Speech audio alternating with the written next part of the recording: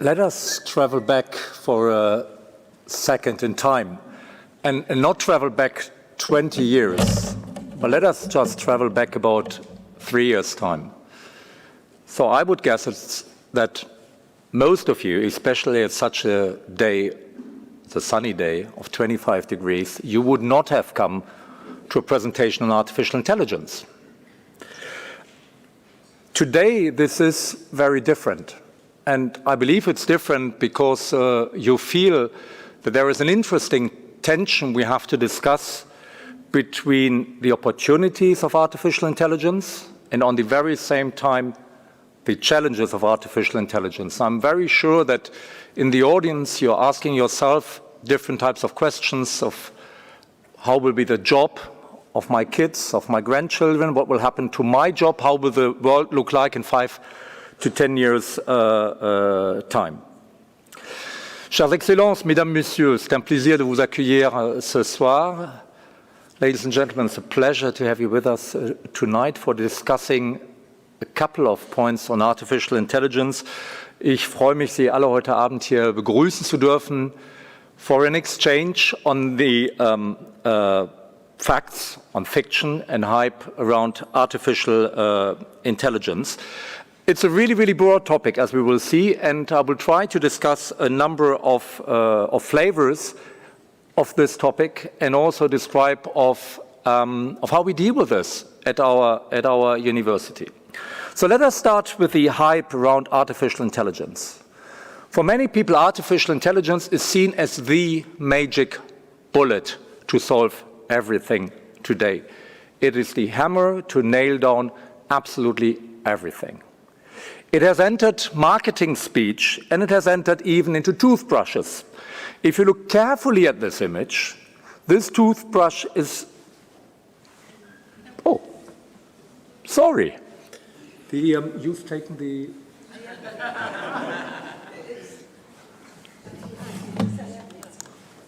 Very good. Thank you very much. And I thank my lovely wife who gave me a sign. So at least someone is really paying attention. Thank you, Andrea. Again, we believe really very often that AI is a magic bullet to solve all our problems, and very certainly it is not. And as I've said, even toothbrushes have AI. If you look carefully at that image, you see it is not only AI powered, but it has, look to the bottom right, it has 6 zones of AI in a toothbrush. If that is not hype, I don't know really what a hype is. But before starting really discussing a little bit artificial intelligence, it is fair to say that when we speak about artificial intelligence, we haven't said much because there are many different perspectives and avenues in artificial intelligence. The first one is just to broadly define artificial intelligence as a kind of intelligent machine. It gets much more interesting when we reflect on how intelligent machines can learn and how they can learn from data. And this is very often called machine learning, and is really, really strong in pattern recognition. If then we want to learn from unstructured data, which is text, which are images, which is audio, and this is done with so-called neural networks, which I will address later on, then this is called deep learning. And then there is only this tiny little ball we are most excited about in the general public for a long time are large language models, which are the basis for ChatGPT. And here we learn from natural language, so from very, very complex data set. And people call this also generative AI, for instance, because we generate text. So very often when you listen to people, all these things are mixed up, and you might also see this mixing up when I speak to you later on. So please bear with me. So I'm a physicist. So after hype, we have to speak about facts. And there are 2 interesting facts from last year. The first one is that a Nobel Prize in Physics went to machine learning, which is done by artificial neural networks. And you've got in front of you Geoffrey Hinton, who is the godfather of AI and has been laying the groundwork of neural networks. The interesting point about Geoffrey is that he did a master's in psychology, then he did a PhD in AI, and today he's holding the Nobel Prize in Physics. So here's the first bottom line of tonight, and I believe it is perhaps, if there is one bottom line of tonight, is artificial intelligence comes together with interdisciplinarity. That is really important. The second bottom line, important to retain tonight, is that Geoffrey has been working at the very same time, half-time at the University of Toronto, and together with a branch of Google. So much of artificial intelligence is happening in companies, and as a university, we've got any interest in collaborating with these companies. A third important point, which will go through my entire presentation, is that these technical people, the people who know really how it works, they say we should rather look into AI safety as well, and we should do research into that direction. And that is, in fact, an article which came out in the German Der Spiegel a day after the person received the Nobel Prize. So with these three bottom lines, let us go and look into the Nobel Prize in Chemistry of the very same year, last year. So Demis Hassabis got the Nobel Prize in Chemistry for predicting protein structures, so how proteins are folding. He did his bachelor in computer science, again in Cambridge, so it seems to be something around Cambridge, right? He did a PhD in neuroscience, and today he is holding the Nobel Prize in Chemistry. And you find again this very interdisciplinary nature back. And the second point you find back is that he has been working at the moment when he got the Nobel Prize with DeepMind, and he has been working before with AlphaGo, and he's really the person from industry getting a Nobel Prize. And he got motivated, he said at this Nobel lecture, about playing around with chess and with Go, and you see here photos from him. And then he got excited really about thinking, how can I predict how Go is going? You see in front of you a Go play, and he's called the godfather of AlphaGo. And he has been training a neural network to predict how Go could act, and he made this the most powerful gaming for Go. And then he had the idea, he said, well, look, what it really is, you've got an arborescence of decisions of where to go. And you've got the very same thing when you reflect on proteins. Proteins are the building blocks of our life, of biology. They're important in biomedicine, etc. But they've got this terrible property that they can fold in different types of directions, so they can take up different structures. And people say that a single protein can take up to 10 to the 300 possible different ways of being folded. So he got his Nobel Prize for looking into this and for doing machine learning and predictions on these proteins. But he didn't look into one protein. With his team at Google DeepMind, they say they have been looking into 200 million different proteins. And they have been doing this built on data. So it's really important. Always keep in mind, if you see something interesting in AI, it is built on data. So there have been people before measuring the data of how proteins really look like to imagine how other proteins could look like.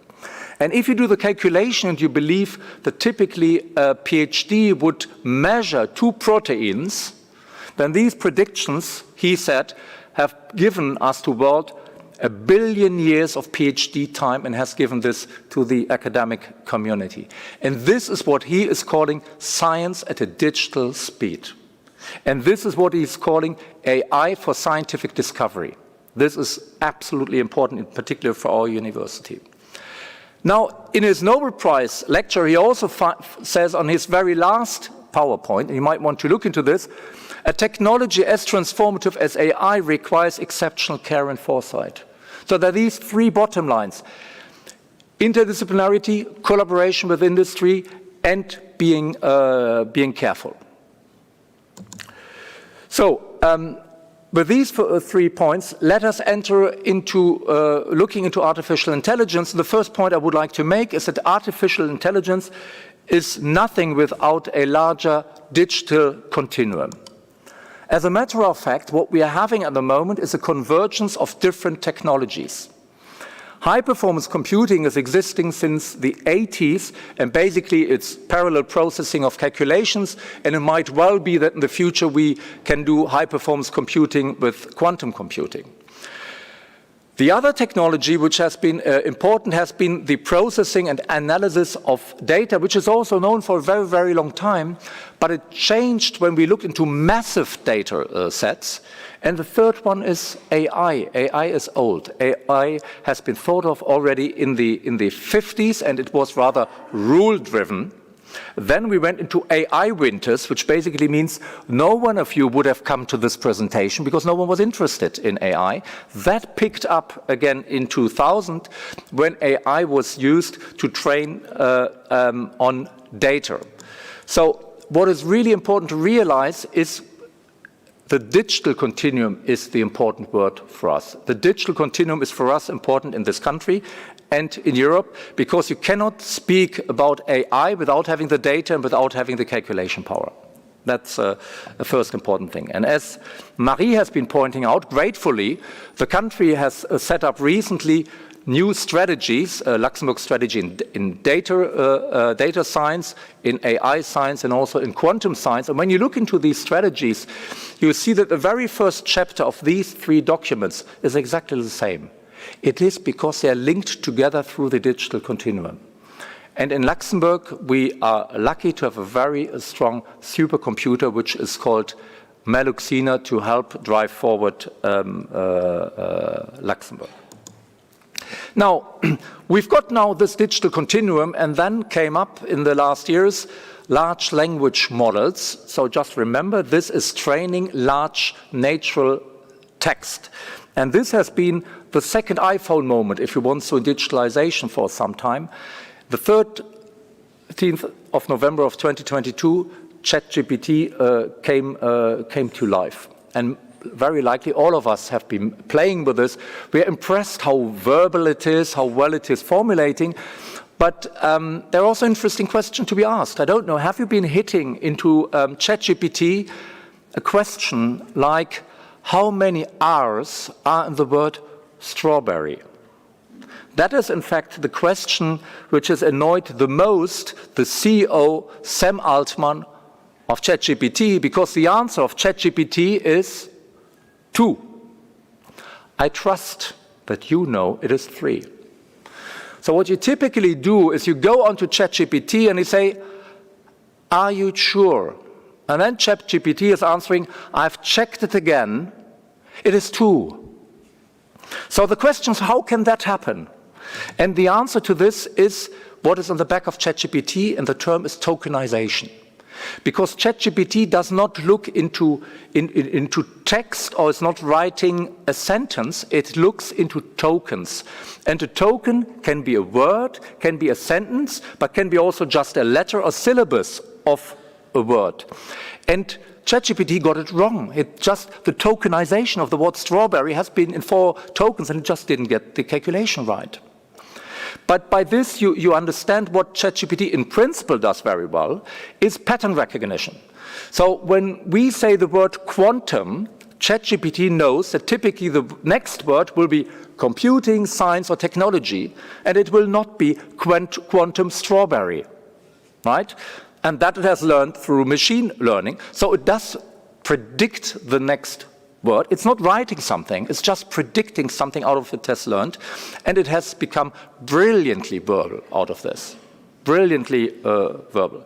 So it is really good for looking into text. So I found the next image on LinkedIn, which I found quite interesting, about how many text and documents we have. And I think in all different institutions, you are heading or working, and you must have massive amounts of documents. And apparently, according to this chap on LinkedIn, he said that for a hospital admission in the UK, you need that kind of paperwork. You guess very well that I would not bring up that for Luxembourg, because it's obviously little. But you've got the slight feeling that we are all in institutions where we could use that for treating text. What we can do when treating text is really this identification of pattern and anomalies, and that can help in particular in banks to identify manipulation, to detect fraud, and to go against risk management. It is really brilliant in content and text creation, in translation. I know this might hurt some of you in the room. I think a lot of translators are in here. And it's really good in summarizing things. And you can automatize things, and you can scale different types of tasks when it comes to text. But immediately comes the question, what's about data transparency? Data privacy, and how compliant is that if I use that in a banking sector? So that has been ChatGPT. So ChatGPT has been the king of the world, right? The company which is giving all the transistors to ChatGPT is called NVIDIA, so it has been skyrocketed. So I can just hope that many of you have been investing in NVIDIA. I just gave the fantastic advice to my son that he should do, and I didn't do so. It was skyrocketed. Right? And then came up a Chinese competitor, which is called DeepSeek, and within a day, we observed the most important drop in stock option of 600 billion of a company, and that was NVIDIA, because everyone was thinking we would no more need this. Why were people thinking that? They have been wrong, because NVIDIA just went up again. Huh? That's how things go. They've been thinking this because there is an American approach. The first approach was to go towards global models. What does this mean? ChatGPT is learning out of the data of the entire world, of all the knowledge, be it finance or be it football. It can do it all. It knows Franz Beckenbauer, and it knows the European Investment Bank, right? So we German, we call this the eierlegende Wollmilchsau. In other words, it can do just everything. Now, the Chinese, little clever Chinese came up with a different idea of looking into more expert models and specialized AI models and say, I rather want to have a model which knows very well about football and where Messi and Ronaldo is playing, and knows very well about finance, but I cannot ask a finance model where Ronaldo is playing. And for this, you need less power, you need less data, and you need less energy, and you need less transistors. And that is why that stock option broke down.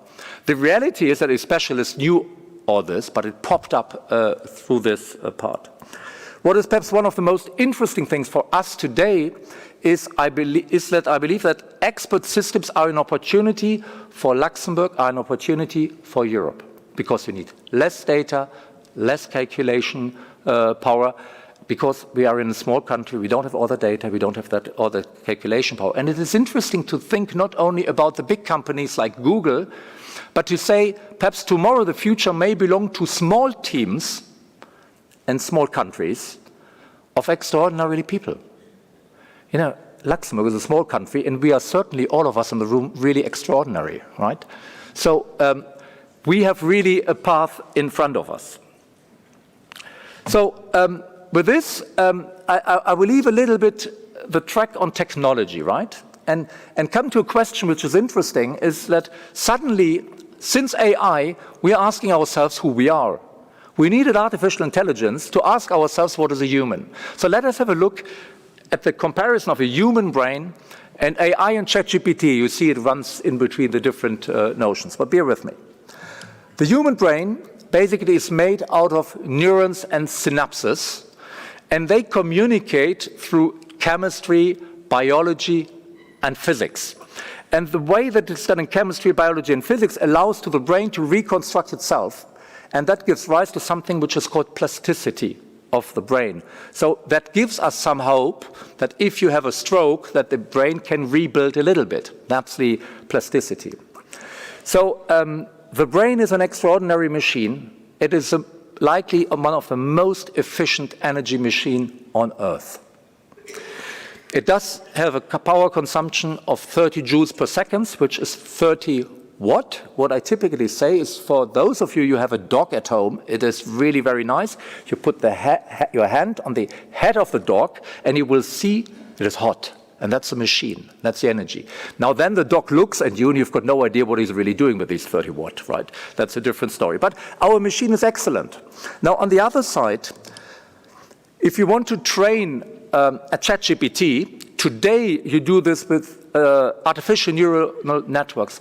This little word today is extraordinarily important, because that will make the difference. So today it basically uses algorithms or probability, so it does use mathematics in a very clever way, very certainly. But for training an AI or ChatGPT model, not every use of ChatGPT, but training for the model, you need to use 10 to the power of 6 watt, right? A megawatt, and you need 10 to the power of 6 liter. It's an approximation. So it is really clear that we cannot continue like that. So our hope is that what is here as a today will be different tomorrow. Our hope is that we will have transistors and machines which are more neuromorphic, which means that they imitate the brain and have a lower energy consumption than the brain. If not, we're really having a problem, especially in Europe with energy, etc. Okay, so that's still, let's say, the technology side. Now what's about us in all that story? Now, what really makes us human? It's a really interesting thing when you discuss this at a dinner, at an evening. Different people come up with different ideas. So the classic thing is we are very creative. You know, I'm a very empathetic person, so that must be very human. And what comes up very often is the word intuition. And that is actually a word I don't believe in very much, because intuition is built on your knowledge, on a memory you have. Do you remember the intuition we had in COVID? Zero. Because we had no knowledge of COVID. So there is no intuition. So I'm not going that there is some gut feeling. It makes me feel good thinking we've got a gut feeling. But we might have another view into this. The word I find really very interesting is the word consciousness. So people believe that that is really something which is really very human-like. And the best researchers in the world on the brain reflect on this quite a bit, and very often they reflect more than they look into this, because you cannot open up a brain and say, oh, he has a really small consciousness, and oh, yeah, that's a big consciousness. It's a quite philosophical term. But what I find interesting is to say, what makes our brain special compared to a computer? And that is that it is connected to a body. We feel love. We know what it is to feel jealous. We know what it is being hungry. We know what it is being hurt. And that is, in a modern language, just a very original way of data collection. But that's the difference of our brain for the moment being. And then the last point I would like to underline, which I think is also interesting, is contextualization. That we really know how to do this in a fraction of a second, to contextualize something in a social context, in a moral context, in a technology context, in a cultural context, in a timely context. I believe that is a very, very human part. Now, on the other side, our friend the machine is really good in content generation. It is just quicker than we are, provided it knows what it does, right? An interesting question is, does artificial intelligence today have reasoning? And the overwhelming academic opinion on this, and this just has been confirmed by really great articles just 2 weeks ago, is that it does not reason for today. But we've got the impression that there is reasoning. It doesn't mean that it will not reason one day, but the overwhelming idea is that it's not reasoning today. And one of the differences is that it has very little understanding of the physical world around it. Right? It is just sitting in a machine, has learned something. But it can simulate this confidence to a really great extent. Remember strawberry. And we call this, for a machine, we don't call this lying. It's quite interesting, because it's hallucination. There is a whole scientific topic in finding what humans give as a word to a machine when they would say a human is lying, and to a machine we say it's hallucinating. Right? There's a whole interesting linguistic thing around that. So if we now bring both together, the brain and the machine, then we've got in front of us a fantastic potential for scientific discovery. We've got an outrageous innovation potential for different fields, but we can also have enormous threats if we put a malicious human brain together with the technical capacities. Cyber attacks, that will be a really, really big issue. And then a number of multiple challenges, and some of which Marie-Hélène has been exposing. And I would like to discuss 3 of them, and there are more of them. And I would call them points of attention, because there are also always opportunities. The first thing I'm really personally very worried about is fake news. Is looking into information, believing it's true, believing it's legitimate, but it is not, and I get manipulated by this. And the big difficulty is not fake news. Fake news did always exist. If you look into history, into a book of 300 years, it's full of lies. It's full of fake news. By the way, those who know how to treat this are historians. We have a lot to learn from people in humanities, right?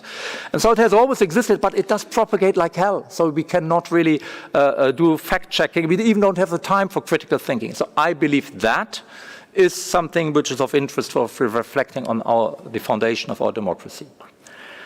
Then there is another term, which is a little bit more technical, you might not know, is the term is human agency. Human agency is basically communicating at the humans in between each other, is listening to each other, having a conversation and making a reflective meaning out of this. And in principle, we can think of doing that with a machine, right? Our kids, believe it or not, they do it with a machine. They ask them about the world and what do you think. The problem is asymmetry. Because the machine has much more information than we have. They have much more information on us than we know ourselves.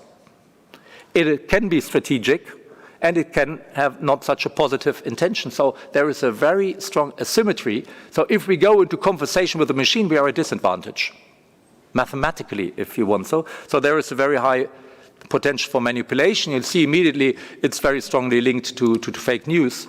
And the last one is interesting, is to say where we'll be moving in the next 10 years. And a lot will happen in robotics. Next 10 years will be the years of robotics. Why? Because they want to bring the machine to body.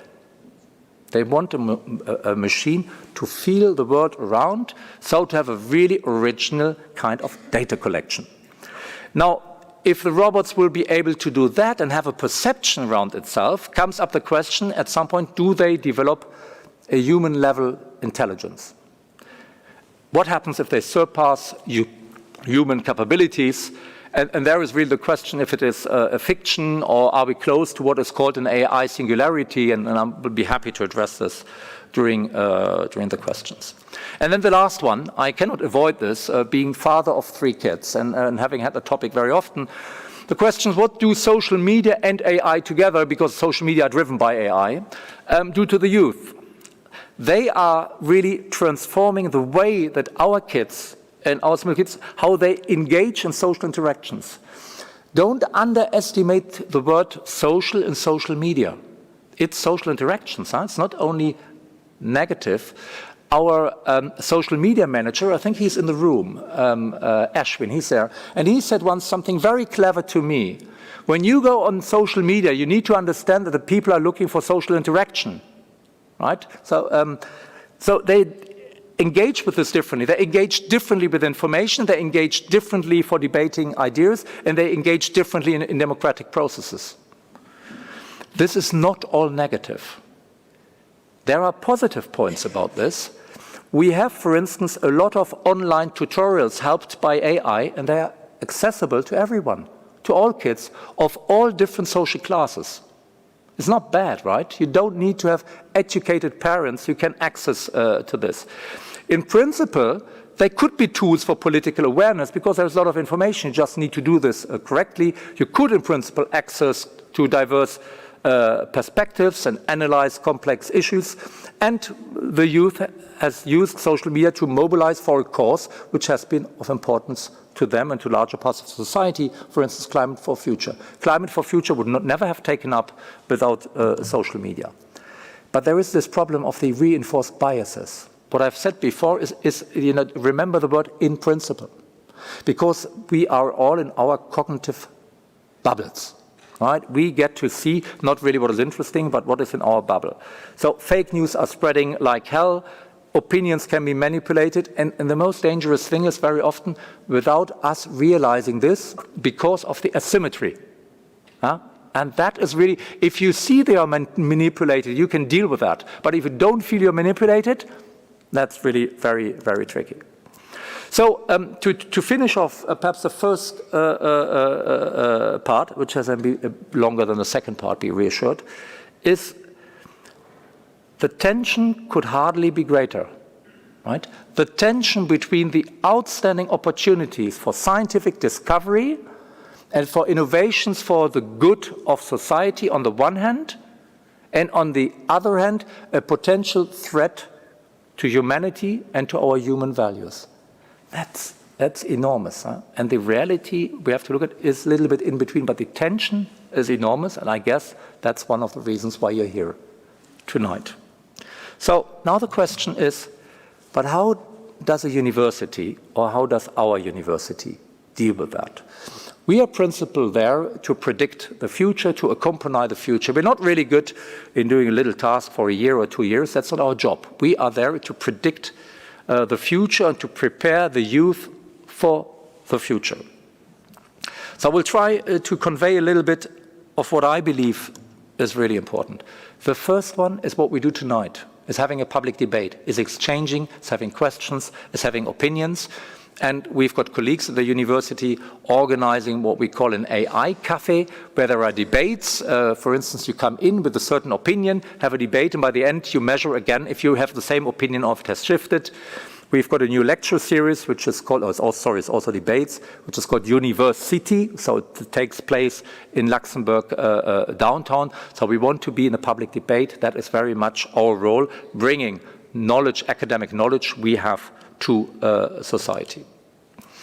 Then I cannot avoid speaking a little bit about our university, and would like to say that we are of course quite proud. Our university has been created in 2003, so we are a little bit older than 20 years old. So we are a young university. We went from what we like saying from a startup to really a research university.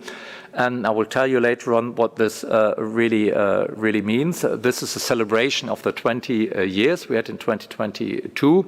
We've got today about 6,500 students. We're delivering 1,500 certificates in lifelong learning.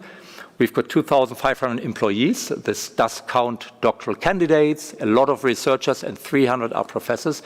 Now we have managed within 20 years to be in several top 100 rankings of the world when it comes to universities. But what really a university is 3 missions. And basically all universities have the same 3 missions, and they're fixed by law for a public institution. Is educating the next generation, is advancing research and innovation, and its impact is translating academic knowledge developed at the university towards the society. So along these lines, let me first start to speak about our students. It has been proven that students have the largest economic impact into society.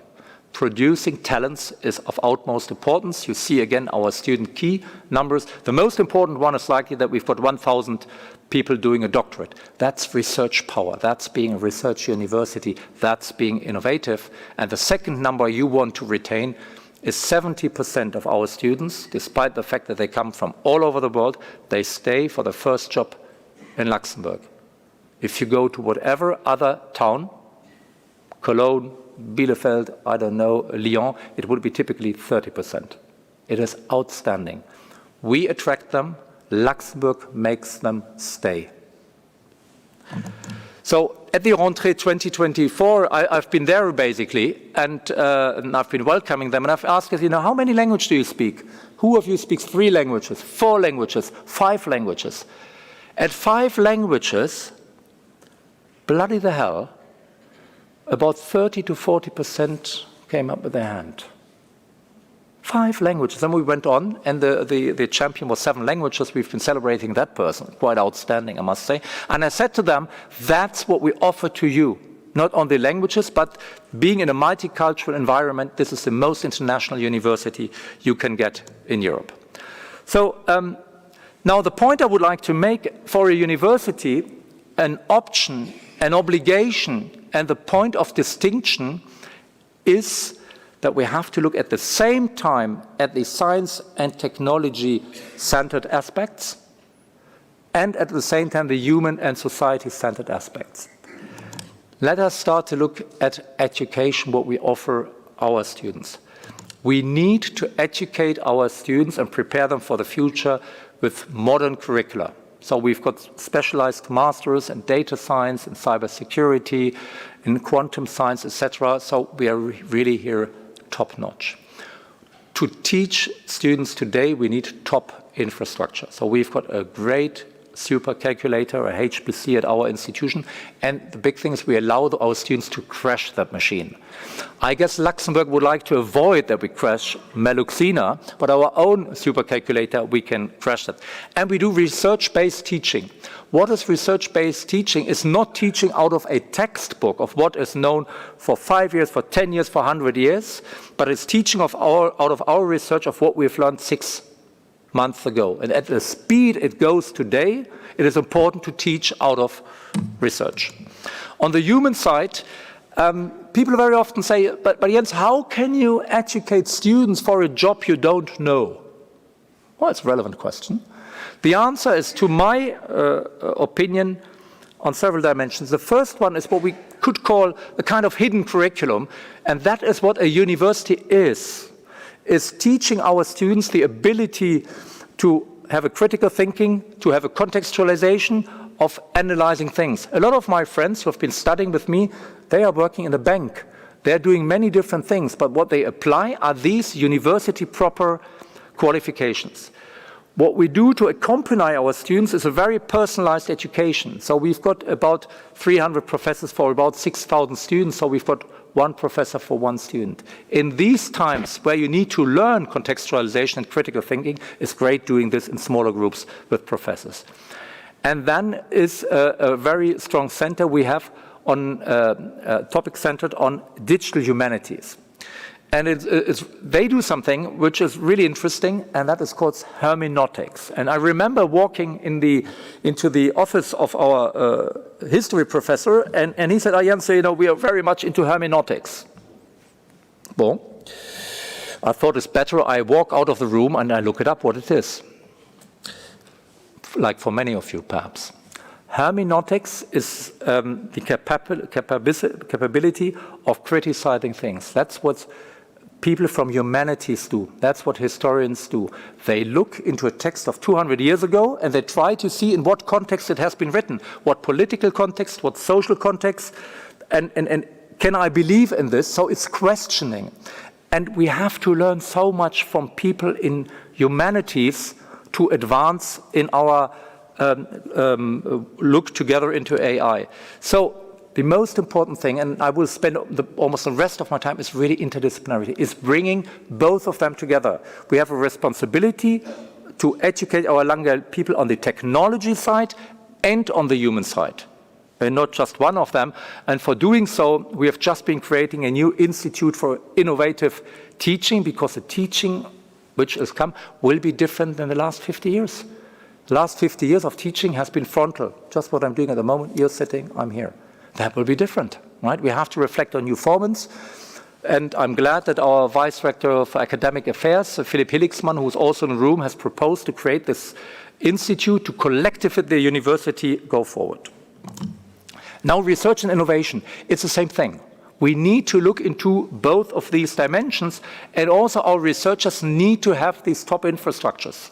So when I look to Alexander Katchenko, who's just sitting there, one of our main experts in AI, without our machine at the university, the national machine, you're toothless. It is part, if you want to use AI for scientific discovery, you need to have that machine. We've got great strength in cybersecurity and telecommunication, in close relationship with the protection of the financial sector of Luxembourg, of accompanying a big company like SES. We are very forward-looking in quantum science and quantum technology, reflecting on the future of quantum computing, because it's not yet there. And we're working quite a bit on autonomous systems, which is a bit more modern word for robotics. But we do this also for cars. On the other side, also our research is very much focused on digital humanities. How can we bring together digital tools and humanities? We use AI for health, and health has social aspects. It not only has the biomedical aspect, but it has health aspects. We reflect on democratic resilience. Democratic resilience is, how does our democracy react to all these digital tools? How do we react to a digital divide? And how do we frame this with law and governance, which needs to be done? For this, we have very recently, also 6 months, you see we are on a move.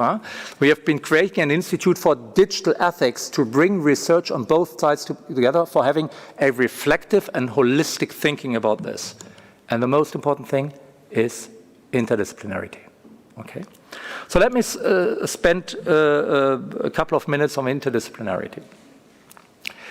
We've got in front of us big megatrends which are important for our societies: health, digitalization, and sustainability. Each of these topics is massive, massive. And you speak about digitalization, you could speak about this for hours, but what is happening today is that increasingly there are intersections between the fields, and in fact, interdisciplinarity becomes the norm.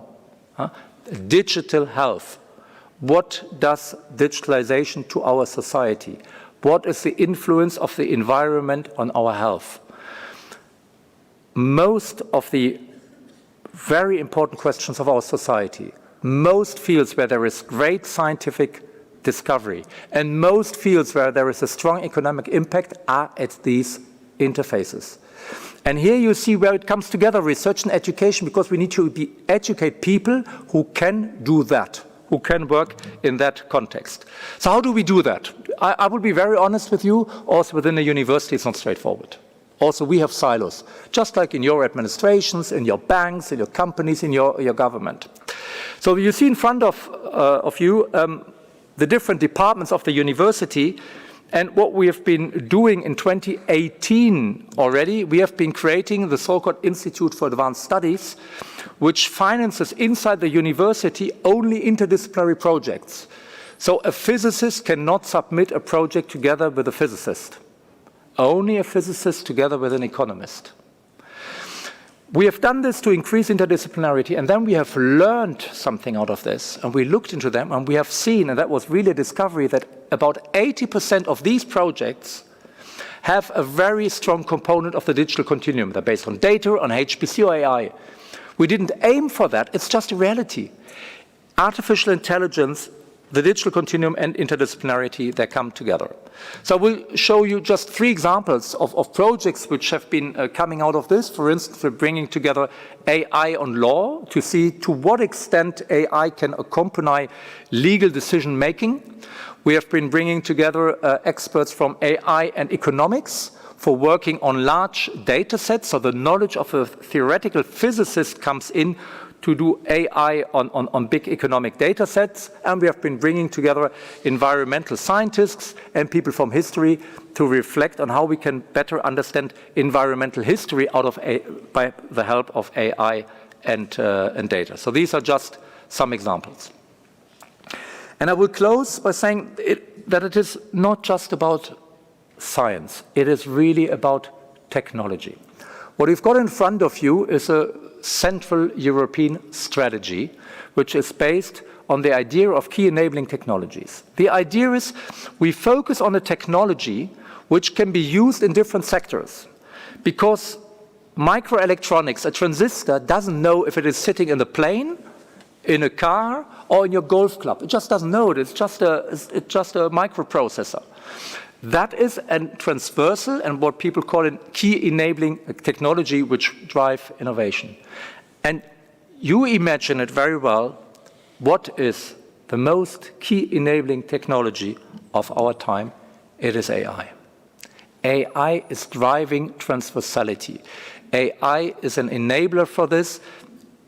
And here you can take basically a different word for interdisciplinarity. Take the word intersectorial.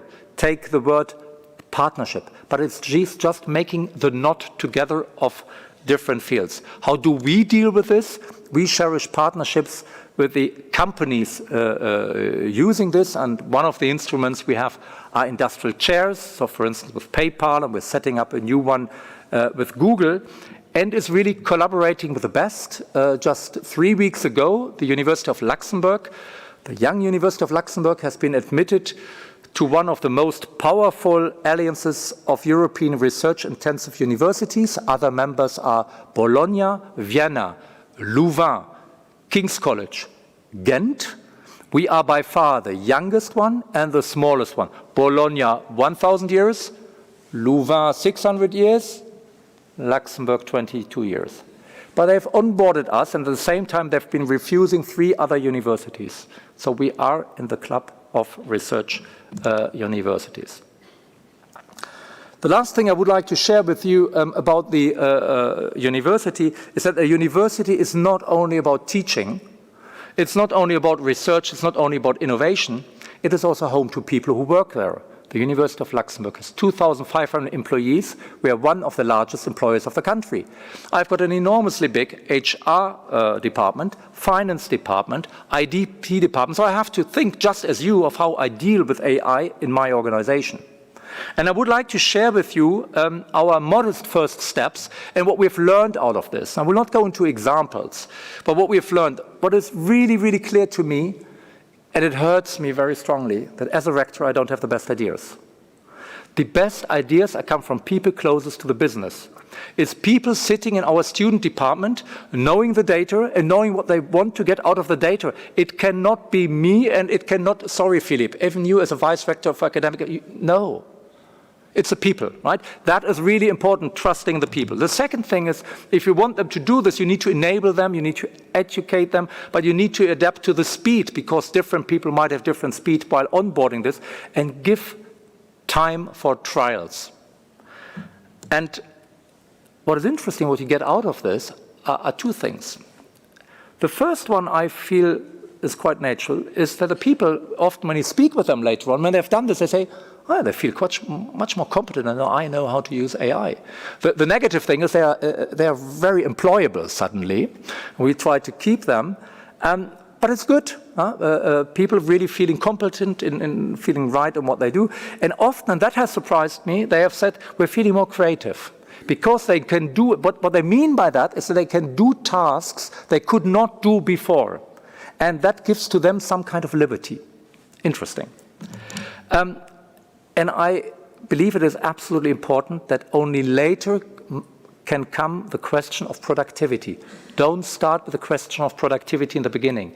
If the people know what they're doing, they're educated how to do this, and they are competent to do it, the productivity will come.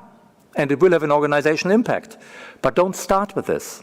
And we have learned this also the hard way, I will say it very honestly. And then the last point, respect those who are not yet ready to do so. There are many people reluctant to use AI in our institutions.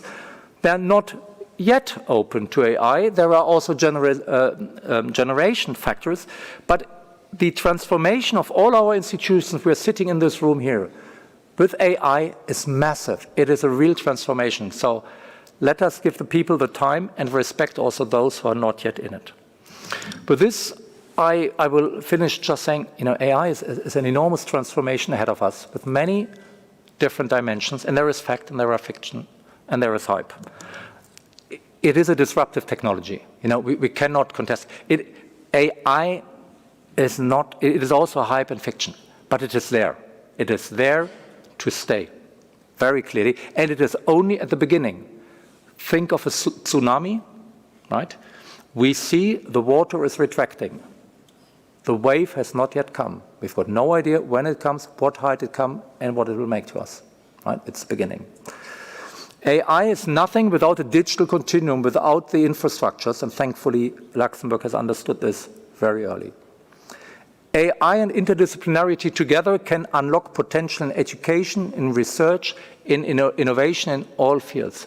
Interdisciplinarity is a key competence our institutions must have, our kids must have. If you've got kids, encourage them to do something on the interdisciplinary.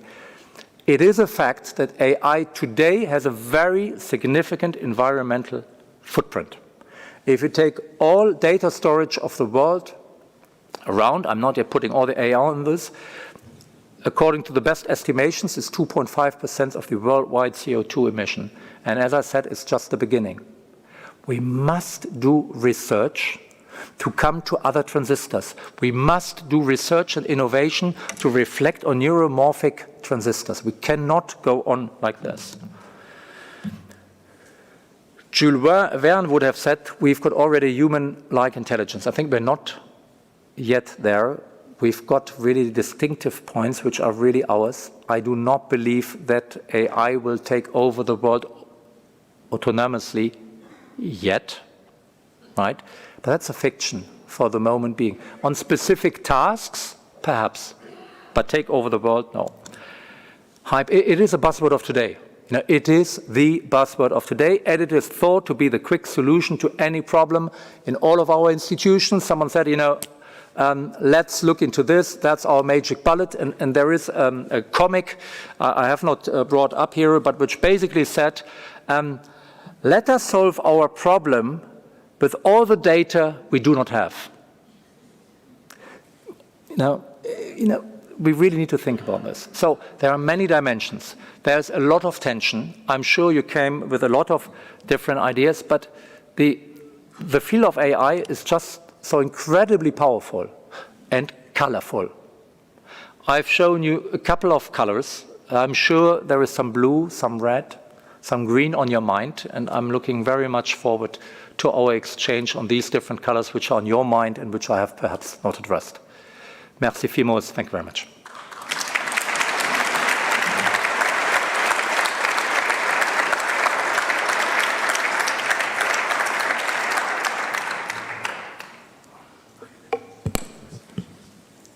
Please, if you have any questions, I'm sure after this wonderful talk, thank you, Jens. I think that you, I've seen earlier version of this this speech and some small elements of it, but you every time I see you really improve and you make this topic so special and so lively. I really want to thank you on behalf of all the crowd today. But I'm sure that there are some very interesting questions from the crowd. Please.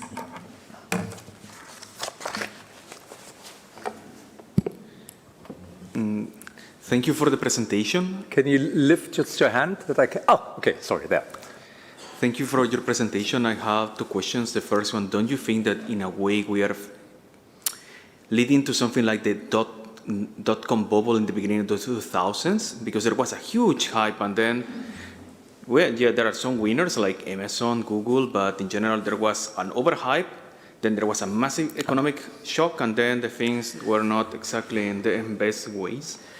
Follow that, there is a book that I read recently that is called AI Snake Oil, that was published by Princeton, quite important university, and that's why sometimes I feel that even though I use AI every day, I am even a paid user of these tools. I have built solutions using them. Even some solutions are deployed in production in Spain, where I used to live. I do believe that sometimes we have like these confusions. The part about robotics, I can understand it, but sometimes I even wonder that we're trying to emulate too much us, and this is not exactly sometimes the most efficient. So I'm wondering, what are your positions? Yeah, I think it's a really relevant question. So it comes back to this aspect of hype, right? I think there are different elements to this. The first one is the dot-com bubble has two aspects. The one is the economic aspect. Basically, you're doing allusion to that. And that indeed there has been some burst. But the technology behind .com didn't fade away, and there is still a lot of activity. So let's not confound what is technologies there and still dominating our life and what has been economically overhyped. Okay? So I think the technology is still there. So then comes the question, in AI, is it economically overhyped? I don't have that feeling yet, because I believe that we have not explored 1% of what can be done with AI. So there are still so many possibilities out there which have not been explored. At the moment of the dot-com bubble, the dot-com technology went into a kind of stabilization, right? It's the internet economy, and at some point, you know, it's internet and that's it, right? So it has been overhyped. Now AI has so many possibilities still ahead that I think we're not yet in an economic bubble. We might run into this. We very certainly will run into this.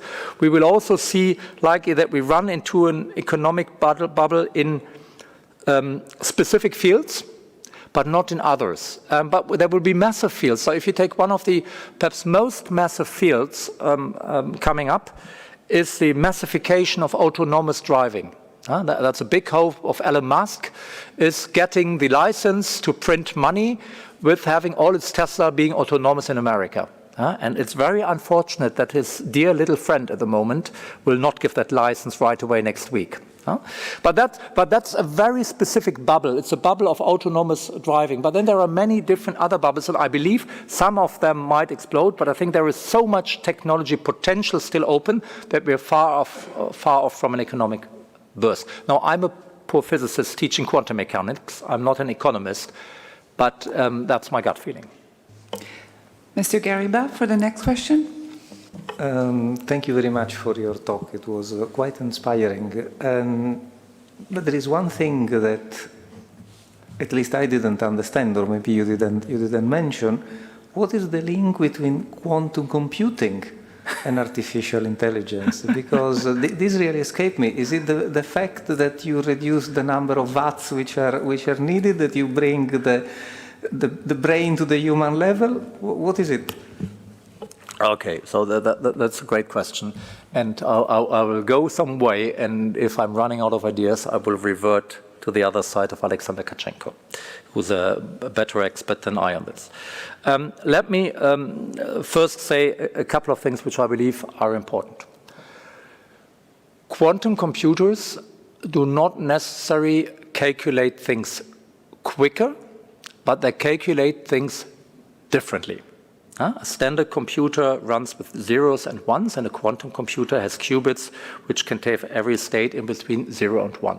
So there's a whole different world behind of how to run a quantum computer, with what kind of algorithms, how do you feed data into a quantum computer, and the data which is in a quantum computer, how do you get this out into our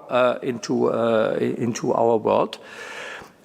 And that is not yet speaking about having a quantum computer which can master massive calculations. Today, in quantum computing, you've got roughly 4 technologies competing. No one knows which one is winning, one on silicon carbide, liquid crystals and superconductors, so roughly that kind of thing. No one knows how it runs. Some of these avenues, they've got today 5 qubits, they might have 20 qubits, they might even have 100 qubits. But that is of no interest for tomorrow. Tomorrow, if we want to have large quantum computing, we need to have 1 million qubits. So it's of no interest to know who has 5 today or 10 or 100. The question is, who will have 1 million tomorrow? So, and we don't know. So at the moment, we are at a purely experimental stage where the experts can try around things. Then there comes something else, which comes with the specific calculation of a quantum computer, is getting a quantum advantage in the calculation. And I understand from specialists, and this does include Alex, that it's not easy to predict where you really get a quantum advantage out of this. It might just be as efficient or not efficient as a normal computer. So my understanding for today is we are having only prototypes. We need to see which technology is coming. It is great that we will have a quantum computer in Luxembourg to play with it, to learn, because we need to prepare the future in 10 or 20 years.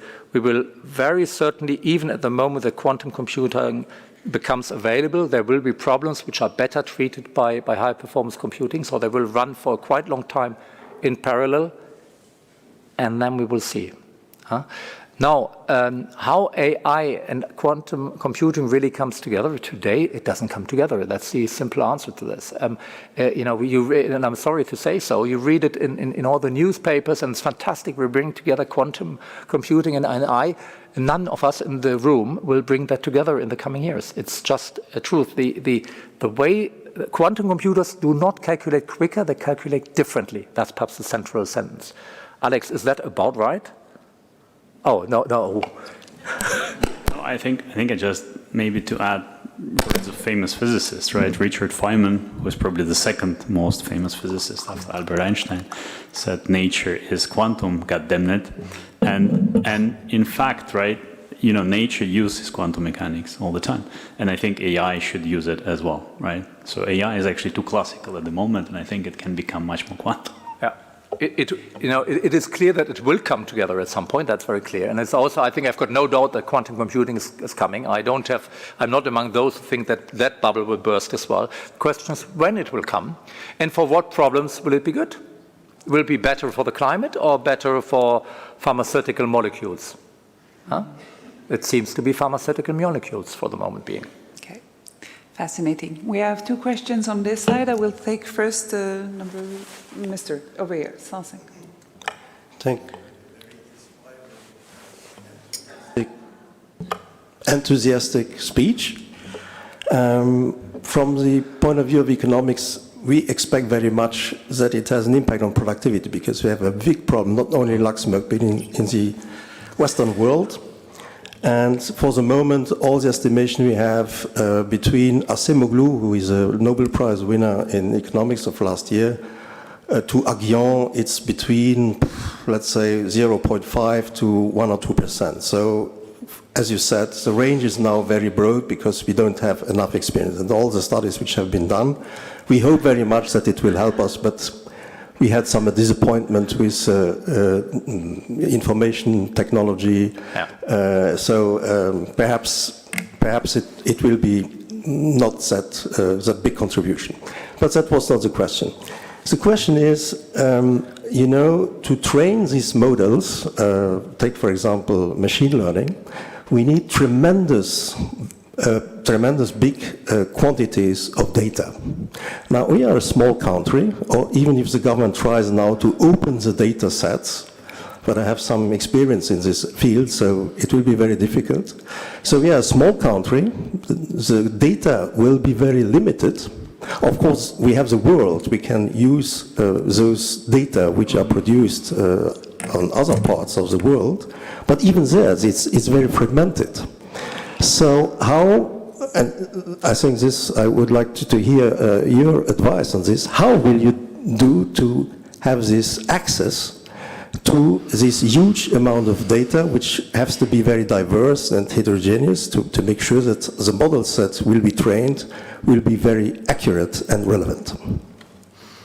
Yeah. Okay. No, I think that's an excellent question. It's a very relevant question for Luxembourg, but it's also a very relevant question for Europe. It's not really that different. I would say a couple of words on this. The first thing is there is a lot of research and ongoing activity in trying to do things with less data.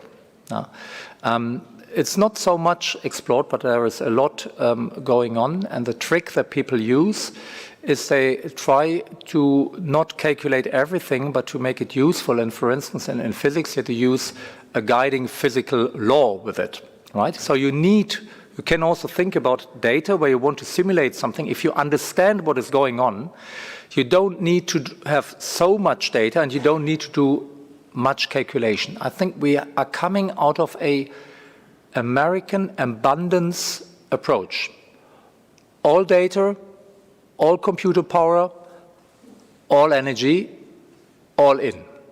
And I believe there is something else in this. At least in fundamental research, that is really something which is in there.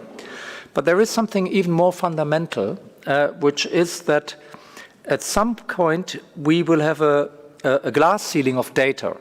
Let me explain this to you. There is data, let's say, available on proteins, let's say, okay? And then there is data which you can simulate. Once you've got simulated all the data for proteins and you've been measuring things, you've got the ceiling is done. And the question is, what do you do to get more data, to get better information? And here comes in the interesting idea that quantum computing will ultimately at some point create more data. So think about it, that the prediction of protein structures and other structures will be done by new data generating machines, and that is a way of quantum computing. So I believe that there is a lot of avenue in reflecting on how to use less data in a more clever way and in a more expert model. I think there is much in these expert models, and selecting cleverly expert models which perhaps can collaborate together. Not the football and finance one, right? But different parts of finance perhaps. That's one of the ways. But it is clear that we cannot beat or uphold competition with America and China when it is just on massive data sets. At some point, we need to try to be more clever. Thank you. Mr. Yes, over here. Thank you very much, and thank you for the interesting lecture. In fact, my name is Michael Kinschka, I'm a lawyer, and it was interesting to follow the lecture from the interdisciplinary perspective. So, thumbs up and chapeau for that. I'd like to have to ask three questions. So the first one concerns the risks and what could happen or what could go wrong. So you identified it very clearly, but I missed. Perhaps I missed that.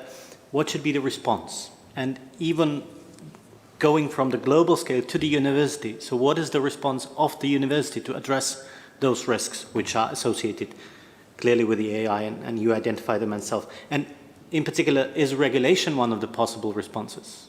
Is it suitable to address those responses, those risks? The second thing which I found interesting was that you mentioned a couple of times from the beginning till the end, the involvement of big tech companies. So you mentioned them for the Nobel Prize laureates. You mentioned that also for the cooperation with the university. And I'm wondering, what's in it for them? And are they doing it only for societal responsibility, or is there anything? Okay. But again, it's something which probably needs to be addressed somehow, and I'd be curious how to deal with that. And the last question, and I'm sorry for that, but you cannot expect a lawyer not using some Latin. You mentioned a couple of times the human-like AI, and I cannot withstand the question, cui bono?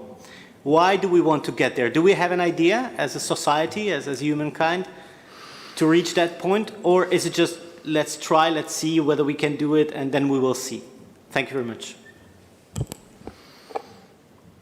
Okay, thank you very much. So I will start with the easiest ones, is the big tech companies. We are very clearly in a changing time. I think for a quite long time, universities could afford of doing things on their own, on the cutting edge, and they had the better people for doing so, typically as companies. This is no more true. Google has enormous calculation power. They've got the data, and they offer fantastic working conditions. They offer freedom also to the best people. What they are, in my eyes, looking for is still talents, is the brightest minds, be they of the more advanced generations, so really the best people in the world, and younger talents who are well trained. I think their main interest is talents, and likely the only one. And I believe that we need to lose our fear in that. I haven't been bringing that up, but there has been, by the end of last year, in the Times Magazine, there has been a list of the 100 most important AI people, whatever that is, in the world. If you would have done that 20 years ago, that list, wherever you would have done this, there would have been 98 professors and 2 in industry. On the list of last December, there have been 2 academics from a university. I'm not saying that there have not been academics from industry, because they're academics, but only 2 of them have been at a university. So what does that mean? I believe that's really important for societies, that the power of technology and understanding technology is in the hands of these companies. as a society and as a public good, we need to have the technical capacity to understand what the companies are doing. I'm not even yet using the word control, but I could do so. I think this is of utmost importance. And the way to do so is to collaborate with them. Very clearly for me. And that is a change to the past of what university have done. So we need to collaborate stronger with those who have the knowledge, who have the data, and have the brightest minds. And we offer something exceptional to our students also in that field. Now, in terms of risks and how also the university deals with it, I think the most important thing we can do are basically two. The first one is really educating. That we need to educate our people for critical thinking, of specifically always having the reflex of contextualizing things before reflecting on something. And I find it very interesting that we often, people of our generation, we believe that the younger people do not do that. We would like to tell them they have to learn about digital literacy. I will tell you what has happened in my family. When I bring up digital literacy, the first answer of my kids would be, are you kidding me? I am the digital native, not you. That's the first thing. The second thing is, I have caught my kids sitting on the sofa, the three of them, doing TikToking or Insta, whatever they've been doing. And one girl has been sending to the other girl a film. And the second girl said, that's interesting. I didn't get that one. And then my boy sitting next to her said, hey, that's because you're not in the same bubble. So they've got an understanding how the reality is. I think we would like to have more understanding, but our youth is not running blindly in that. We are running blindly into it. Not our kids, but we need to accompany them more. I will tell you a last thing from my son. WhatsApp exchange last week. I sent him a list of really very good prompts, which I thought were really, really well done. And so I sent them to all the kids in the family chat. I get two answers. First answer came from my wife. And she said, what are prompts? I answered, are you kidding me? My boy then answered, what a prompt is and how important prompt engineering is, etc. And by the way, I think schools should rather do teaching in prompt engineering than telling us things about sexuality. Bon, it's interesting, right? I wouldn't have phrased it that way, I must say. But it's interesting that they reflect, and we need to accompany people, our youngsters in this, but let's not think that they go blindly in this. I don't believe in that at all, but we have a responsibility when it comes to education. Educated people know also how to appreciate risk. The last one was on human-like AI. Human-like AI, to my view, will come. The question is when it will come. Experts say in 5 years' time or 50 years' time, but no one says never. So it will come. The question, how will it come? I believe it will not come in a general way. It will come in specific, capable, human outpowering AI in a specific field. Could be perhaps in autonomous driving or other things. And that will allow us to learn from that. But I believe it will come, that technology will drive forward. It will also depend on what we call human-like, right? You know, we always think about this Turing test, etc. It's really interesting, but that's really outdated. We need to have other definitions of what is human-like. But it will come. It will start in narrow cases, and then it will come perhaps broader, and we will have to deal with this, and we will deal with that. I'm very sure. We're running close to the end of our time together. There is a lot of people who would like to. The sir behind had been very patient. I would allow his question, and then we will move on this side. Thank you very much, Gvidas, European Stability Mechanism. Professor KREISEL, thank you very much for your interesting, again, one more interesting presentation. I think you raised the bar very high for your future appearances. I like your inspiring vision for the smaller countries that the future might belong to them. But my question, though, is how much we see a lot of companies now, like Magnificent Seven, investing billions of dollars, right? Big countries, China and US, investing of billions of dollars into AI infrastructure.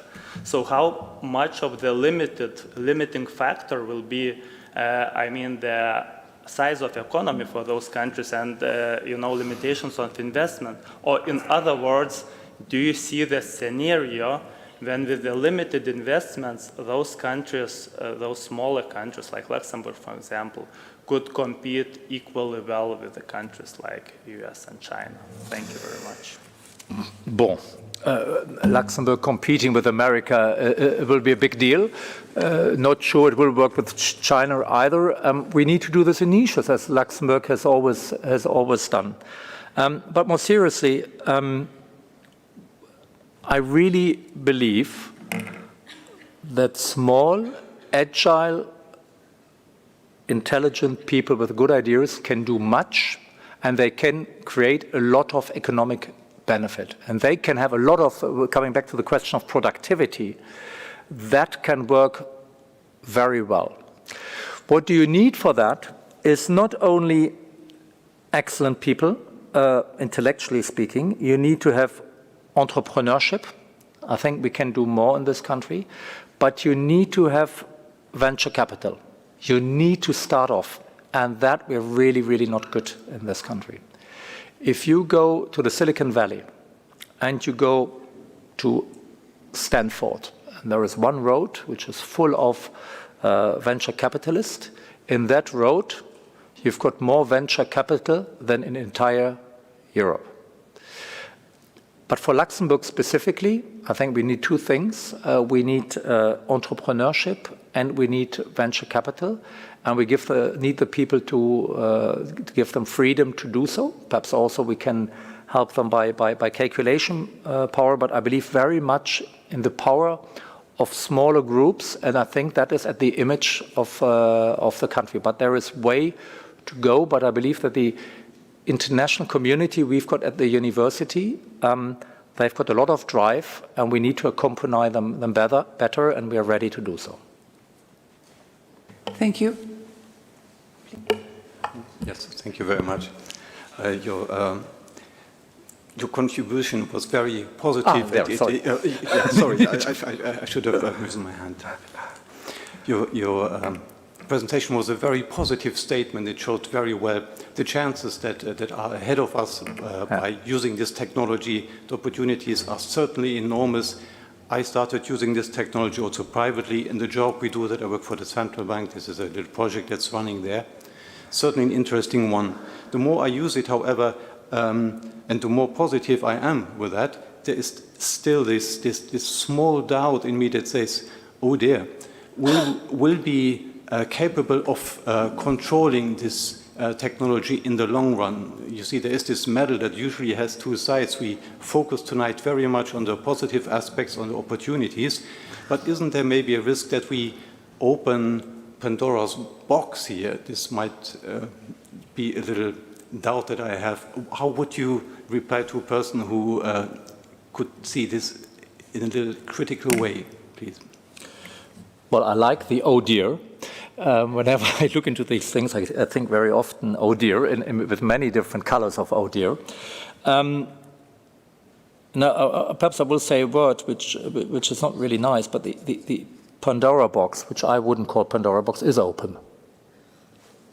The technology is there, it will continue to develop, that is very clear, and it is not in the public hands to stop that, it's in the hands of the companies which have an economic interest. And so that's very clear, that is to me very clear. Now, it so happens that I'm a very optimistic and positive person, as you have realized. Nevertheless, I hope I've said that I see a lot of challenges. And especially just for me, really the fake news and the question of democracy, that is for me as a rector really, really tough thing. I believe they were really, really in the risk. I think we need to keep all eyes open, and perhaps I didn't say it to the person from law before. I believe we need regulations. Regulations are not by definition bad. Every law is a regulation in some extent. They do organize our societal life. We just need to get it right. But our life is regulated. If you kill someone, you go to jail. That's a regulation. Call it a law, right? So I believe we need to have appropriate regulations, but we've got not yet the slightest idea of what regulations we really need. I've got just the gut feeling that these days with America, I'm quite glad that we have not handed over the keys to all the data of Europe to America. That's my statement. I think some regulation can only help. Thank you very much. Unfortunately, we are at the end of our time with Jens. I would like to please, I'm sure that you will do it with me, to thank Jens for this wonderful speech, really inspiring. Thank you very much.